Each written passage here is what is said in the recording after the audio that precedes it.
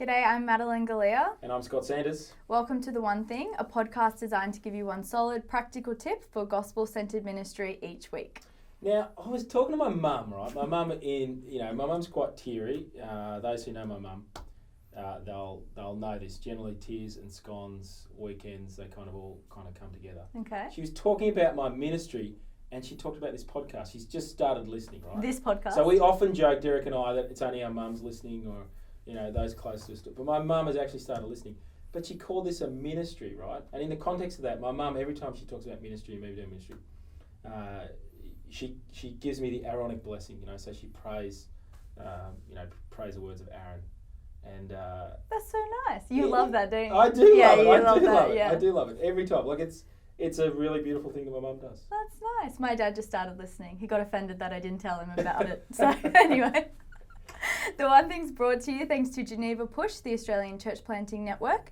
In the past 10 years, we've helped launch 100 churches, and by 2030, we aim to launch 200 more. But for now, you've pressed play on The One Thing. Today's episode is Confessions of a Failed Church Planter. And Hans, what a title of a podcast. How do you feel? She's just throwing you under the bus. Yeah, she has. But what can you do? I had permission for the sake of everyone. Yeah. No, but I think it's a really important thing. I mean, Mark Driscoll came out with a book, Confessions of a Church Planter or something like that. Or Reformation Rev, right? I think there needs to be a counter-narrative where we actually talk about our failures and say failure is actually not this scary thing, but under the sovereignty of God. It's a thing that if we're pushing out with the gospel is going to happen. Mm. And so I want to be open about my failures and what I've learned from them, to help others. And I think I remember going to Geneva Push stuff where you'd hear from guys who were just nailing it, right? And, they're going like, or you talk to someone and they would say, how's church going? I'd talk to them, how's church going? They go, oh, mate, pray for me because, it's got too many people. Oh, we just 6,000 people became Christians just on the weekend. And we're trying to disciple them all, and you go, I got like 20, right, in the church, not even 20 converted, and you just feel like a failure. But unless we're pushing out with the gospel and failing, I don't think we're pushing out hard enough. Mm. And we're actually doing really, really safe things. I think my church planters will probably get into as a risky thing, and I think that's a good thing. Mm. We need more risky church planters. So, Hans, you're a good friend of mine. You've turned 40. Are we? Yeah, we are. Thank you. Turned 40. Married to Kate, got 3 kids. Yeah. Originally a country boy, but not really a country boy. Yeah. You planted Resolved in 2009 in Newtown, so inner city Sydney, a real hard to reach place, Brownfields area, very, post-Christian, post-church community. Yeah. It closed in 2016. Yeah. You're now serving and leading a church in the North Shore or the northern suburbs of Sydney. Well, don't call it the North Shore. If you grew up on the North Shore, you don't call Marsfield or Macquarie. I know. It's kind of northern suburbs. At a church that's about 100 years old, Marsfield Community Church. Yep. But I want to hear, what motivated you to plant Resolve Church? I'm a guitarist, and I used to gig through college, but also before college, and it seemed like a lot of my muso friends were very interested about Jesus, but churches didn't really, a lot of churches didn't work for them. A lot of churches either didn't have the patience to actually answer their questions, or they just went, you're a musician, we'll get you serving straight away, and didn't treat them as people. And so and also they had a bunch of questions that they were asking that were different from the normal questions that were being answered out there. So I thought, why not start I think this is my tagline, a theologically conservative, culturally liberal inner city church reaching out to 18 to 30-year-olds with a specific view to musos and artists. that's which is very specific. It's a great mission statement. Yeah. So that's the church we tried to plant. So you're really clear on who you're trying to reach. Absolutely, absolutely. And that kind of broadened to people, I think, who were, politically left, culturally left, Newtown kind of people who are trying to reach those guys. Now, you stuck at it for, a number of years. So almost close to 8 years. Yep. Resolve didn't get off the ground. How did you process that failure? Yeah, and I'm glad you called it a failure.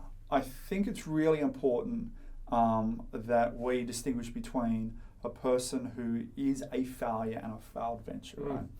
And I think when I closed down church Resolved, I was saying, oh, well, we failed at it, right? And people go, no, you didn't fail, right? Because, God did great things. People became Christians. Yeah, absolutely. People met and gathered. But I say it was a failure because we tried to plant a start-up, like a self-sustaining church, and we didn't achieve that goal, right?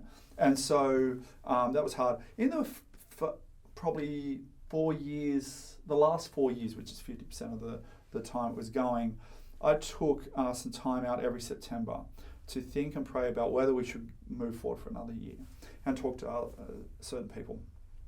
And I can remember my final year going, I just don't think, the money was down. I was preaching everywhere I could for money for the church. And a few people were leaving for good reasons at the end of the year, and they told me.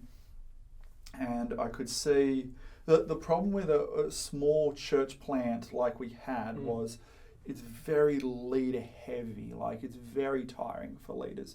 And I think we'd burned out a bunch of leaders, and I could see that happening again. And so I was thinking, man, like what can I do? I picked up a book actually by a guy named Ryan Holiday, and it was called Ego is the Enemy. And he talks about how ego is the enemy when you start, when you are successful, but when you fail. And he said one of the reasons why we hate failure is because of our ego, right? We don't want to say, hey, I have failed, because then you look like a loser. And when I realized one of the main things that was holding me back from actually going, we've done our best, right? We've tried our best, and if under the sovereignty of God, it just didn't get off the ground, was my ego, right? So I needed to realize that whether Resolve kept going and realize the dreams that I had for it, or whether it finished, I was still a child of God, still beloved by God, still my name is still written in the Lamb's Book of Life, and that's where my identity should be formed.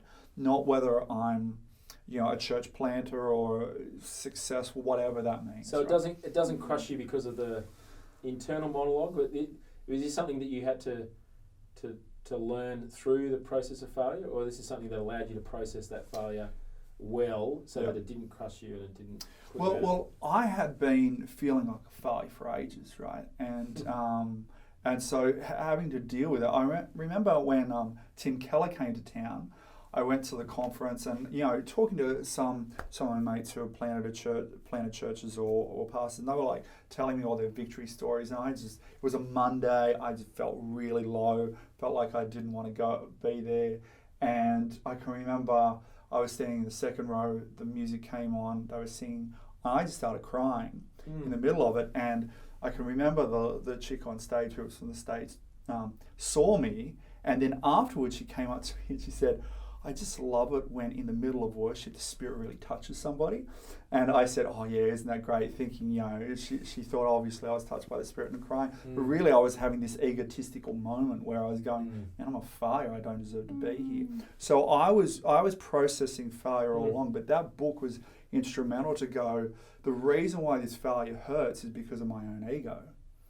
And if I can work out my ego or crush that, and find an identity that's not based on what I do or how successful or not I am, I'm going to be far more potent in life, and I'll be able to deal with this. And so that's when I started going back to the gospel and realizing that my adoption in Christ is something that I knew, right? I could write an essay on it probably, right? But it hadn't gripped my heart. And that when the gospel, around the kind of idea of failure really gripped my heart, and I could see that actually I could fail in everything that the world sees as really important, but I am still loved, and in a billion years' time I'll be, just as loved. That's when I started going, okay, this failure doesn't hurt as much. And in the end, I could finish up, and I wasn't bitter, I wasn't angry. we were the 38th church plant in Newtown that had closed down in the 8 years that I was there, right? And so many, 38. yeah, and most of them were from overseas, a lot from the States and that kind of thing. And what I saw from a lot of them was just anger and bitterness and you know, marriage failings, walking away from Jesus, turning into liberalism. And by the grace of God, you know, he worked through, you know, not only that book, but also that understanding of the gospel, so that I could go, actually, failure is okay. And now I talk about at church the things that we're trying to do in a way that failure doesn't. I just say, hey, we're going to throw things up against the wall and see if it sticks. And there's going to be some things that stick and some things that work and something that don't, that doesn't, and that's okay, right? And so that dialogue frees us to try a bunch of stuff, and some things work and some things don't. But also that brings the pressure way down, right? If this has to work, I'm not going to try a bunch of stuff, and when I try it, it's got to work, and there's all this pressure. But if I say, hey, we're going to start up a youth group, and we're going to try it out, and we're going to try it for 20 years, that's what I say, we're always going to try something for 20 years because you've got to have the long-term thing. But, you know, under God, if it's successful, it is. If it's not, that's okay. We're going to try our best. And therefore, it's there's just a lot less pressure. Yeah, I love that though. It's kind of like keeping the ministry, as important as it is, out here and not a part of your identity. Absolutely. I think that's such a good example for the younger guys who were saying, if you want a church plant one day, start a new ministry now, but we also need godly examples of what it looks like in the success of that, for that to not be attached to your ego and also the failure of a project closing or a ministry. Thanks for sharing that. Yeah, that's fine. If we can kind of go into more unpacking what actually happened at Resolve, and if you could just walk us through, why do you think things didn't work out? Yeah, I want to step back from this, and I think one of the things that when you look back on failures, it's very easy to blame everything else around you, right? So what you do is you go, my church failed, my church plant failed, and I'm going to line up all these reasons it failed. That could be all true, but they're external to me, right? So I could say, you know, there's a bunch of church plants that happened. There was, you know, St. Barnabas Broadway down the road. There was St. Stephen's Newtown. St. Stephen's Newtown. It's a hard area. I could talk about climate change. Yeah, all that kind of stuff, right? You didn't go after families. You went after young. Yeah, all you went that after kind of really small group I of know. people, as opposed to a other lot churches? of people. Yeah. The problem with that is you don't grow from that, right? And in the end, what you're setting yourself up is as a victim, right?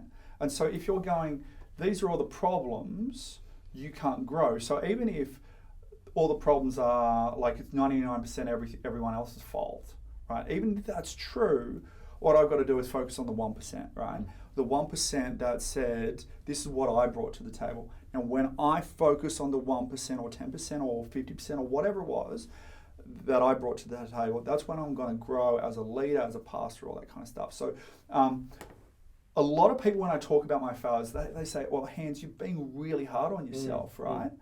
But I see the greatest people that I admire through history, they're really hard on themselves and they're gracious towards others. And so that's what I'm trying to do. I think if I'm going to put, I think there was a number of problems with why Resolve failed. And starting with me, I think one of the biggest problems that I didn't have the mental, emotional fortitude to be a church planter. I thought I was a lot more mentally tough than I was. And I think you need mental toughness, and I think you need to develop it and think and have a positive mental attitude, right, all the way through, and also tell yourself things as things are going hard to you know, like kind of ballast yourself. So you're talking about having a growth mindset. You're talking about being optimistic. You need to have that as part of your personality wiring. You've got to. There's this thing. Jim Collins talks about the Stockdale principle in Good to Great, where you've got to have a positive outlook about the future, but be really clear on what is happening now. Yeah. So you've got to be able to see that, hey, we thought we were going to get a bunch of people who are non-Christians coming to to this church plant, but we don't. Okay, that's reality, but have a positive mindset about the future. Confront the reality in front of you, but also be looking forward to them. Yeah, exactly. And so you've got to have a bunch of things that are, I think, gospel or theologically minded, that you say to yourself. Because Martin Lloyd-Jones talks about the reason why Christians aren't happy is because we listen to ourselves, we don't preach to ourselves. And I think that's in leadership too. So, for example, I used to get frustrated when there was a bunch of people who said they were going to come on a Sunday that didn't come, and then they would put on Facebook that they were down at the beach. That just used to, and that used to get in my head. But one of the things that I've learned, and I tell, when we started a 5 p.m. service at Marsfield Community Church, I used to say to the guys, ministry is grown over years and decades, not weeks and months. This is a long-term thing. And so we can be disappointed in a week, right? And that's okay. And so having those things, but also training yourself to be mentally tougher, putting yourself in uncomfortable situations and still learning to think clear through that. And where your body is in pain, whether it be through exercise or something else, but you can still think clearly, because you are going to have situations where it may not be physical pain, but it's emotional pain, where you love someone, you say, actually, I've got to step you out of this ministry because it's the best thing for the church, but I'm going to keep my mental focus so that I'm going to be loving, truthful, and yet gentle. And to do those three when you're actually rebuking someone and stepping them out of ministry takes mental toughness, because it's very easy to blow up. It's very easy to go the opposite way and pull away from that. Well, this is a long episode, so we've split it into 2 parts. And be sure not to miss the second section, where you will hear about the toolbox and the resources provided, and also the 1-minute wisdom from Hans.